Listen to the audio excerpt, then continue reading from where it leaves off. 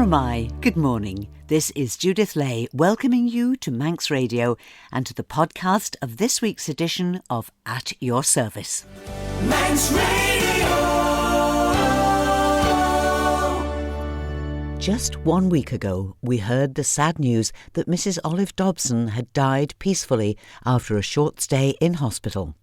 Olive was 92 and is probably one of the most committed church organists our island has known. Olive was organist at Abbeylands Chapel for 81 unbroken years, and at the same time, for 47 of those years, Olive was also the organist in the Methodist Church on the main road in Onchan. In 2016, when Olive celebrated 75 years as organist at Abbeylands, I recorded a conversation with her. And in celebration of her life and as a thanksgiving for her dedicated service to God and the Church, I'm repeating that interview in today's programme. Our music choices today are, as you'll hear later, all hymns that are among Olive's particular favourites. This is the first.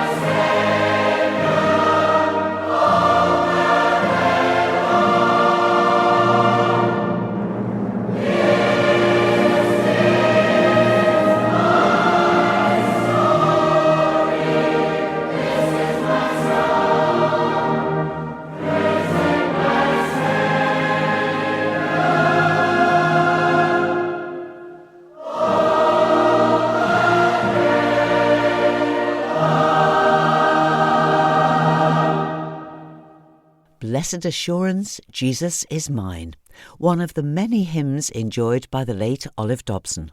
In the summer of 2016, Olive celebrated her 75th anniversary of being Abbeylands organist, and to mark the occasion I recorded this conversation.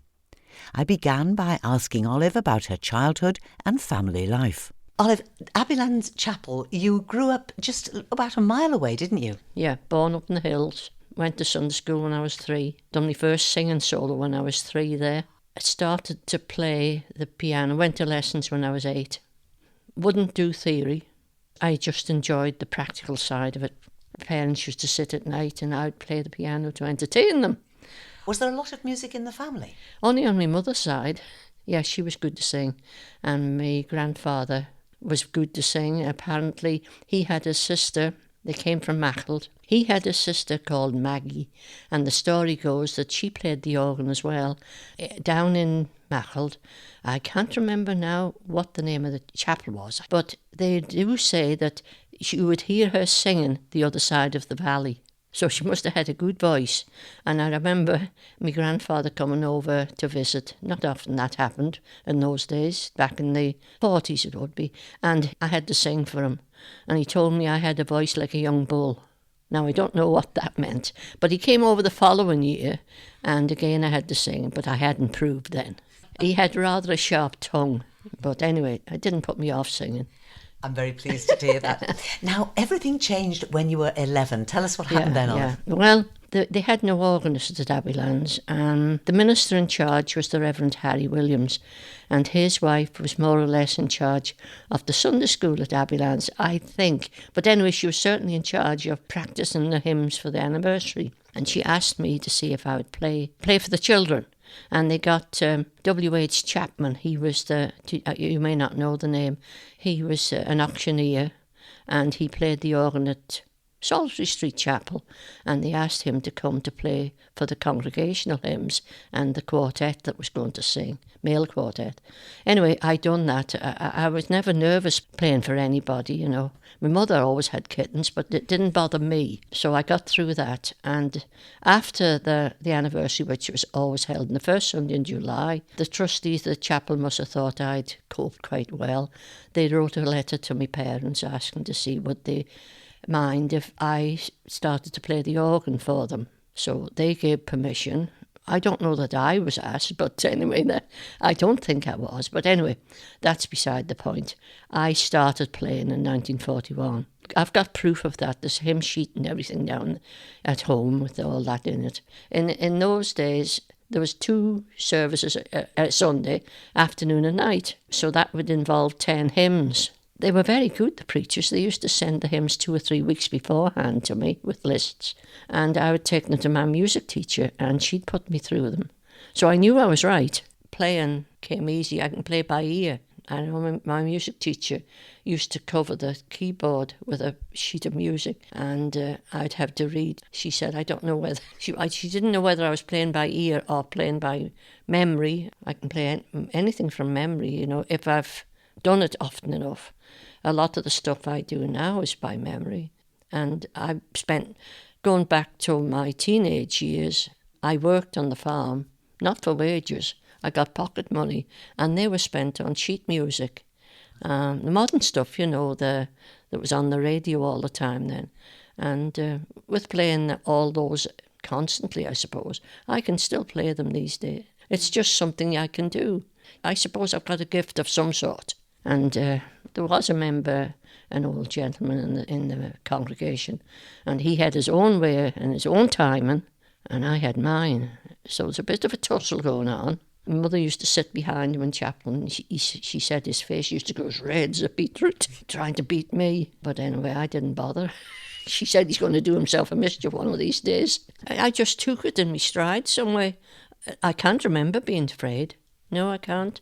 So it must have been a bit of a show-off, really. I don't think so at all. I think you just love music. I like making music, yeah. Simple stuff.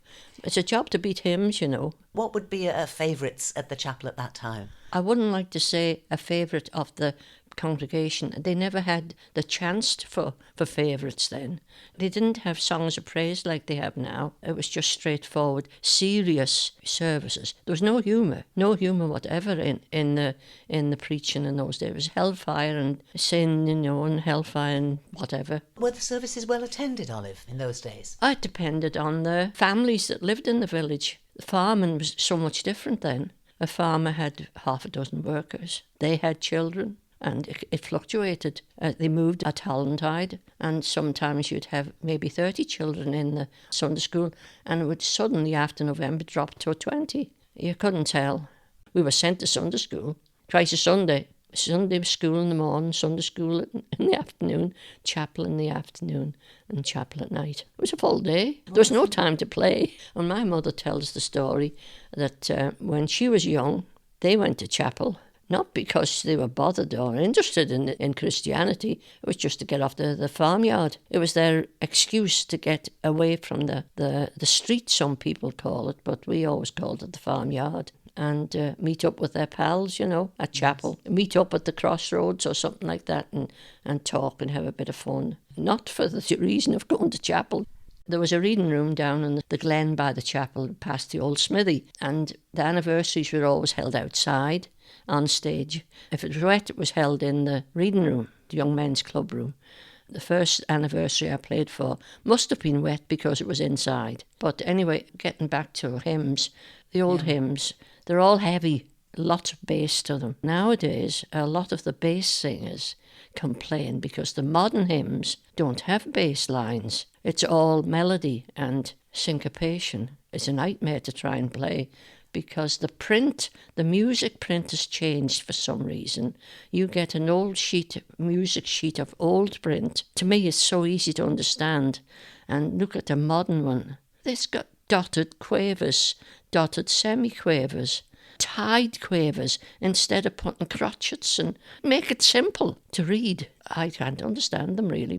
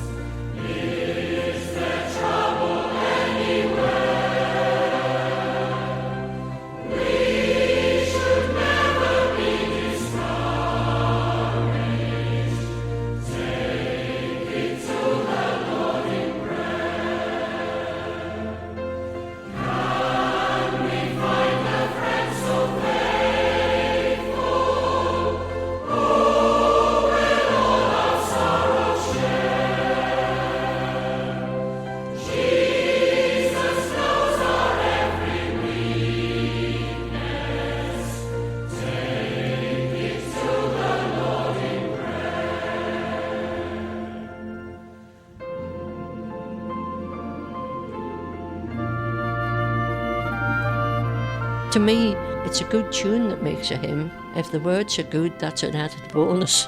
I like a lot of music, a lot of hymns. I do like so many. It's a job to name them. The older ones, of course, was the likes of Lingham and Diadem, and that goes back to when I first started. Now, I like How Great Thou Art. To God be the glory, thine be the glory. This is the day the Lord has made. Seek ye first, Lord of all hopefulness. And one more step. What a friend we have in Jesus. That's a nice one.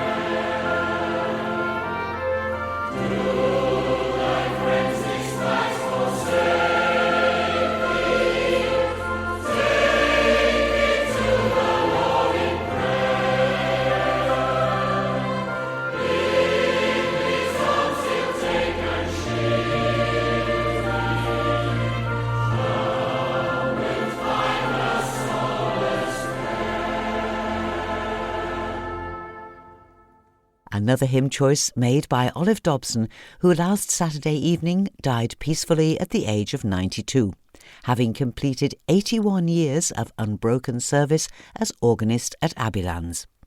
We're listening again to a conversation I had with Olive in the summer of 2016, when she'd completed 75 years at Abbeylands. But for 47 of those years, she had at the same time been organist at Onchan Methodist Church. I wondered how that had come about. Just by chance. Gordon Astle had moved from Onchan to the church to play, and I think that was the reason they had no one. So that was 2 services in the Sunday at Onchan and then another one in the afternoon at Abbeylands. Because the 2 services at Abbeylands stopped at some point. Don't ask me when, I've forgotten. But then it went just to 6:30.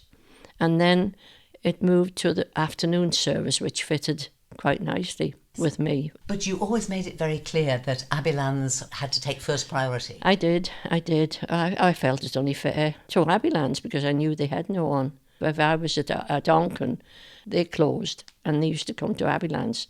So they worked with me. I do remember having a funeral to do, and I was in the last minute, something cropped up in Onchan. I lived in Douglas then, and driving in, I was stopped. I couldn't get further. And I had to make a sudden decision and drive up Victoria Avenue, took a detour down Avondale Road, along the lane, and to the chapel. And it was in winter. I had fur gloves on, and I found a park on Nursery Avenue outside the chapel.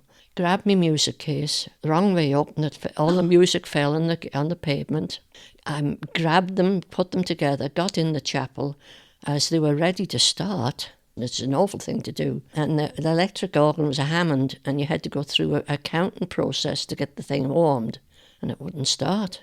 So eventually the minister in charge sang the first hymn, pitched it himself, and I eventually got the thing going. And luckily enough, he was in pitch and I was able to finish the hymn. But it was a lesson I always learnt. Start early, me in time, and just in case you had a hold-up like that. The bereaved family would remember that happening, and it was my fault. But they didn't know that the process before arriving there, No. It wasn't really my fault, but I was held up, and you've got to take that into consideration. So worship at Onchan, at the Methodist Church on the main road, very different from Abbeylands, was it? No. You'd have the same preachers, coming and taking their turn, and more people there. That's the difference. There was a choir. I sort of had to take over the choir as well, so we enjoyed it. They were a nice group, and we'd done a few concerts, and I've always produced concerts. In those days, they had a Christmas concert and tea party. Then the young men's club room, the young fellas they had a concert to make a bit of money on Good Friday of all days. They had a big tea party and then a concert at night, and they used to come up to Landigan and we'd practice there, and then at Onchan, the day I took over the last Sunday in 1969, 1970, the year 1970, it was their 100th anniversary, and they had a big concert then, and we done a big concert, and for 2 or 3 years after, we done it, sketches and comedy songs if possible, and just a bit of fun. I've got to really think deep to try and remember what happened years ago. I don't look back, I'm afraid. I tend to look forward all the time. There's so many people that could play me under the table. I'm very ordinary, but they're not there. They don't want to take it on week after week. And it's just something that's just happened as far as I'm concerned,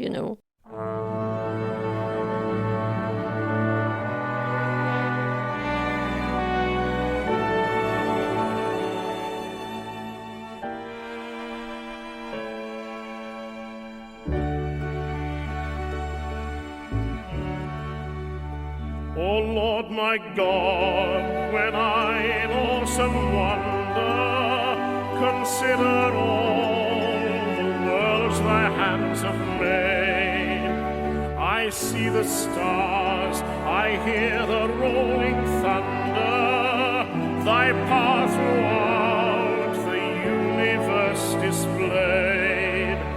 Then sings my soul, my Saviour God, to thee. How great thou art, how great thou art.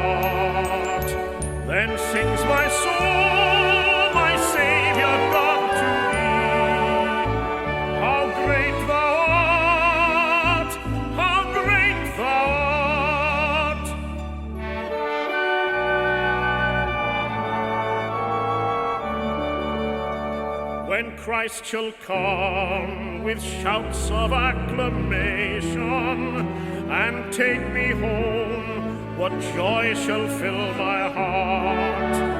Then I shall bow in humble adoration and there proclaim, my God, how great thou art. Then sings my soul, my Saviour God to me, how great thou art, how great thou art. Then sings my soul, my Saviour God to me, how great thou art, how great thou art.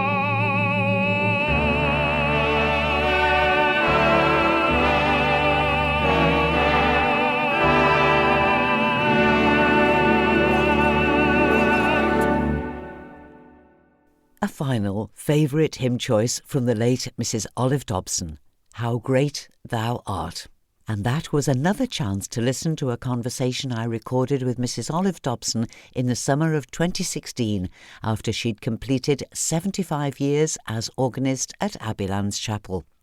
I think you'll agree that it gave us not only a fascinating insight into Olive's life and her music, but also the life of the church. And we offer our condolences to Olive's family and friends and to all who mourn at this time.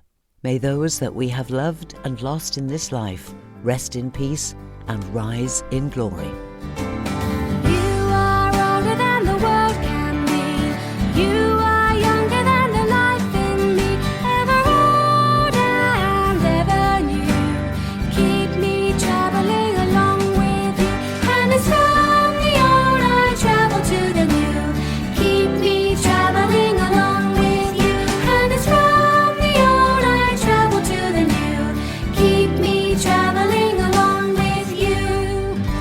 At this very moment, Manx-born Ruth Rice is starting the final day of a 3-day residential retreat that she's leading at our retreat house in Peel, Tide of A, House of Life, based at Ballawattlworth House. But it's not stopped Ruth from sharing another letter from her personal A to Z of wellbeing. This alphabet grew out of Ruth's own mental breakdown, and whilst it's underpinned by her personal, deep Christian faith, it's offered to everyone in the hope that the tips and coping strategies that she has found helpful might help us too. This week we have reached the letter U. U in the A to Z of Ruth is for us. A lot of these things that I'm talking about mental and emotional health seem quite personal, don't they? And in fact, on the front of my book, The A to Z of Wellbeing, it talks about a personal toolkit towards wholeness. However, I don't think any of these things are just personal. One person's well-being affects another, doesn't it? Being part of an island mentality, being brought up on the Isle of Man, I love that I feel that I belong, that there is an us, I'm Manx, I belong on the Isle of Man.